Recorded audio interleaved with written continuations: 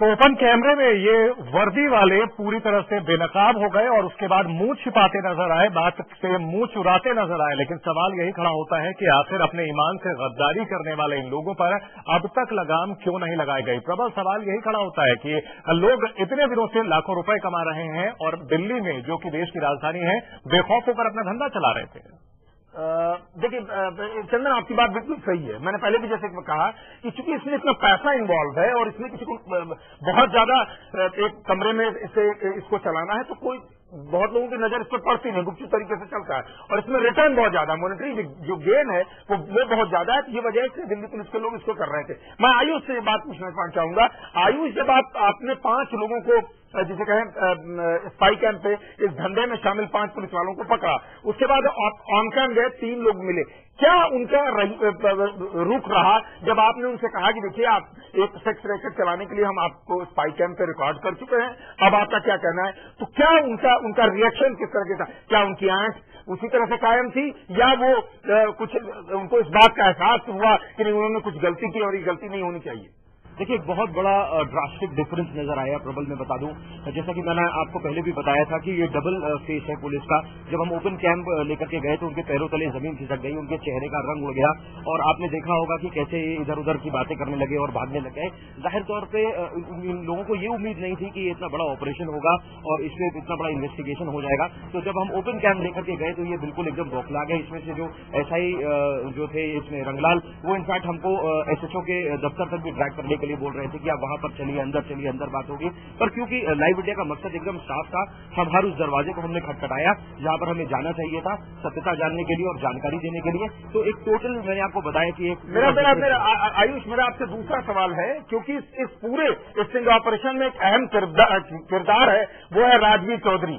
Rajveer Chaudhary post है वो ATS में और डीसीपी ऑफिस में, लेकिन क्या वो इतना रुतबे वाला है कि किसी भी बीच का कांस्टेबल, कोई भी सब इंस्पेक्टर, एरिया का सब इंस्पेक्टर इंचार्ज वो राजवीर का नाम लेता है? आखिर क्या शख्सियत है वो राजवीर जिसने आपको एक बार धमकाने की भी कोशिश की जब आप उससे बाइक लेने की गए? देखिए, ये बहुत ही महत्वपूर्ण सवाल आपने किया प्रबल जी। यहाँ पर आपने सुना होगा, देखन में छोटत लागे लेकिन घाव करे गंभीर। राजवीर की कुछ यही स्थिति है। आपको बता दूं कि सबसे पहली जो बात है, ये कंप्लेंट सेल में पोस्टेड है आदमी। तो जाहिर तौर पे जो भी इंसान अगर कोई कंप्लेंट करता है, कहीं पे कोई गलत एक्टिविटी हो रही होती है, तो वो कंप्लेंट जब जाती है तो उसको ज्यादातर कंप्लेंट इसको मिलती है और ये उसकी विवेचना में जाता है। तो इसके पास इसके पास कोई ज्यूरिसडिक्शन नहीं है किसी थाने का, तो इसके पास एक बड़ा सा एरिया है जो कंप्लेंट सेल का है, जिसको जाकर के ये लोग फॉलो करते हैं, कंप्लेंट्स को देखते हैं। तो इसके पास ये शुरुआत से क्राइम ब्रांच में भी रहा हुआ है, एटीएस का भी हिस्सा रहा हुआ है, तो इसका ज्यूरिसडिक्शन बहुत बड़ा है, हर थानों में इसकी जान पहचान है।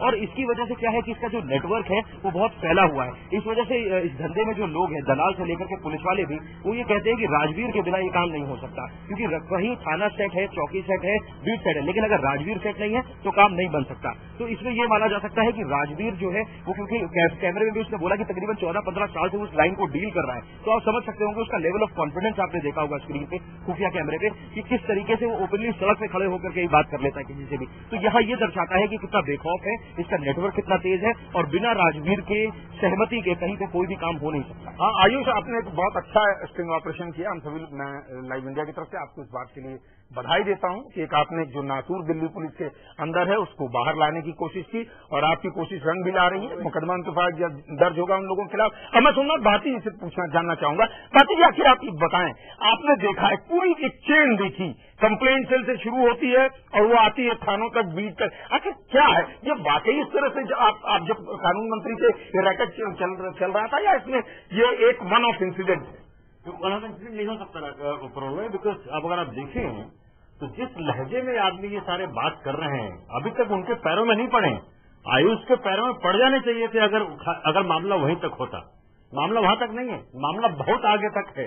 इन जैसे गाड़ियों में आते हैं ये हेड कांस्टेबल एसएचओ, ऐसी गाड़ियों में आते हैं, ऐसे घर बना रखे हैं इन्होंने, ऐसे प्रॉपर्टी जिनके पास है वो सब बेइंतहा, मतलब हम जैसे लोग तो सोच नहीं सकते कि ऐसी प्रॉपर्टी खरीद पाए।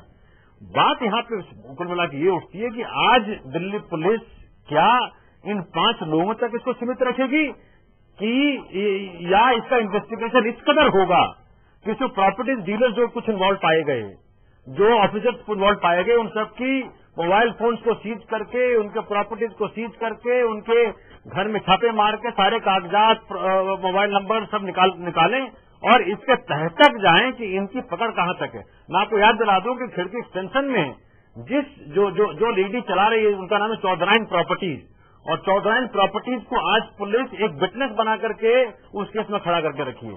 चौधराइन प्रॉपर्टीज को सारे मकान हैं जिन मकानों में जो युगांडा की लड़कियों का ये देह व्यापार चलता था। और चौधराइन प्रॉपर्टीज का कुछ दिनों पहले एक एड निकला, उस एड में वो भाजपा को सपोर्ट देने की बात कर रही है। कहां तक इसके चेन इन्वॉल्व है? भाजपा की चौधराइन प्रॉपर्टीज इस चीज को चलाती है, क्या सपोर्ट है? क्या भाजपा वाले इस कारण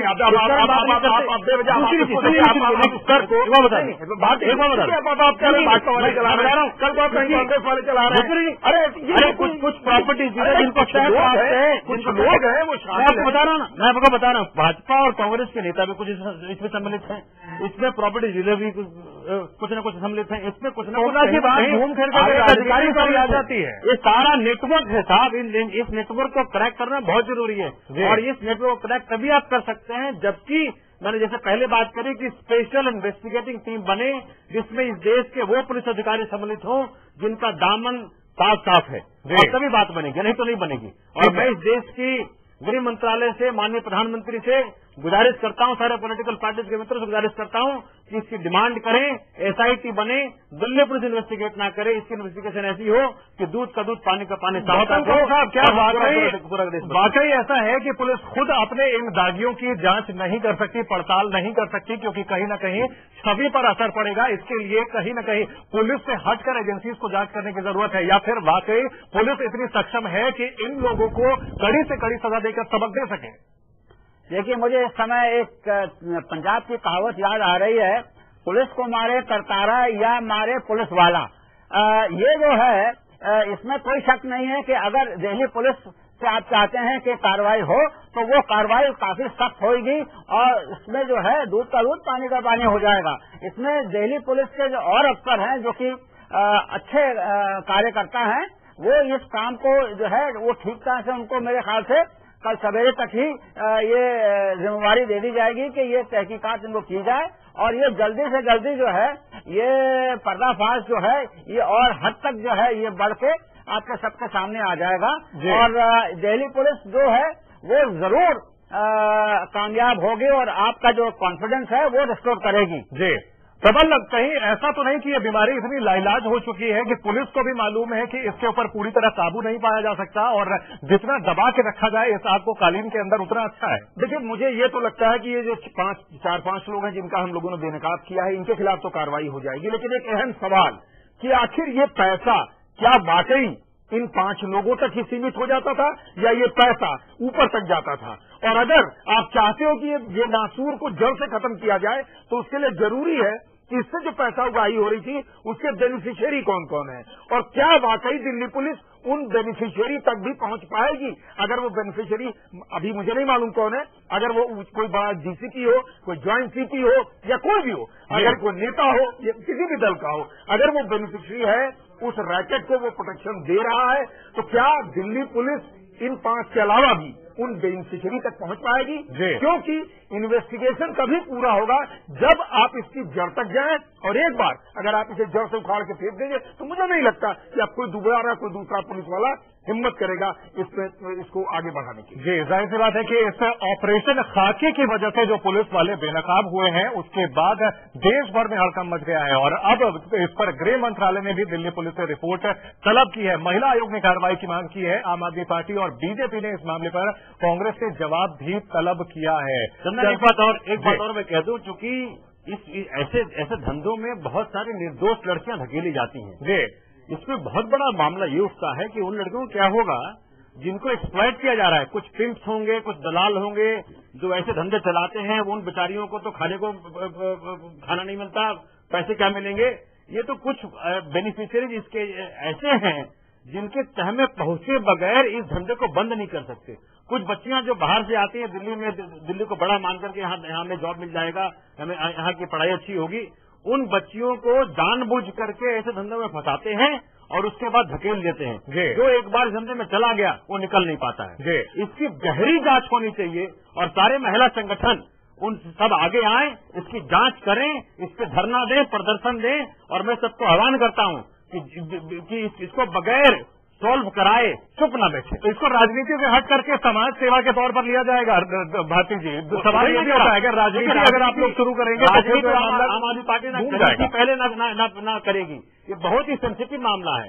इसमें इस देश के ही नहीं, बाहर के देशों से भी लड़कियां लाई जाती हैं नौकरी के नाम पे और उसको धकेल दिया जाता है। उसमें पुलिस सम्मिलित है, उसमें ढेर सारे डिपार्टमेंट के लोग सम्मिलित हैं।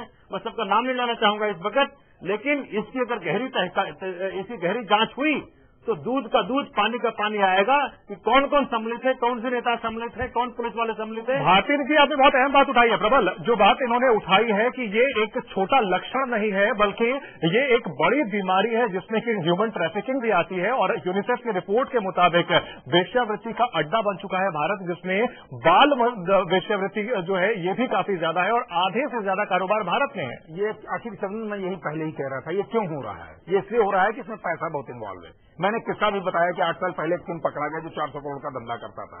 इतनी बड़ी तादाद में जहां पैसे का लेन देन हो रहा है, इतनी बड़ी तादाद में, और इसमें करना कुछ नहीं है। इसमें अगर 2-3 आदमी 3, 4, 5 पकड़ लिए, कोई विलिंगली, जबरदस्ती की बात तो अलग है, कई विलिंगली भी अगर कोई करना चाहे, अगर आ जाए तो आप अपना पैसा, इसमें रिटर्न बहुत ज्यादा है। तो वही मैं सवाल उठा रहा था कि चूंकि इसके रिटर्न इतना पैसा इसमें बहुत इन्वॉल्व है, इसमें पैसा बहुत ज्यादा मिलता है पुलिस को या जो भी लोग इसमें शामिल हैं, तो वो अगर आप चाहते हो कि समस्या जड़ से खत्म हो तो तभी होगी जब आप इसके बेनिफिशियरी तक को हिट करिए। अगर आप इस बार आप सोचेंगे 4-5 पुलिस वाले, सब इंस्पेक्टर, 5 कांस्टेबल, ये ठीक है, इनके खिलाफ क्रिमिनल एक्ट चीजें जो भी है सस्पेंड डिसमिसल है, लेकिन पैसा जा कहां तक रहा है? अगर उस चेन को आपने पकड़ा, उसको ब्लॉक करने की, बीमार का नहीं बीमारी का इलाज करना पड़ेगा। और जाहिर सी बात है कि ऑपरेशन खाकी का मकसद भी यही है कि सिर्फ इन पुलिस वालों पर कार्रवाई ना हो जो कि दलाली को बढ़ावा देते हैं, जिसम फरोशी को बढ़ावा देते हैं, उसको संरक्षण देते हैं, बल्कि उन लोगों तक भी जांच की आंच पहुंचनी चाहिए जो कि इसके संरक्षक हैं। ये चर्चा लगातार जारी है। ऑपरेशन खाकी, हमारी खास पेशकश लगातार जारी है। रुकेंगे एक छोटे से ब्रेक के लिए।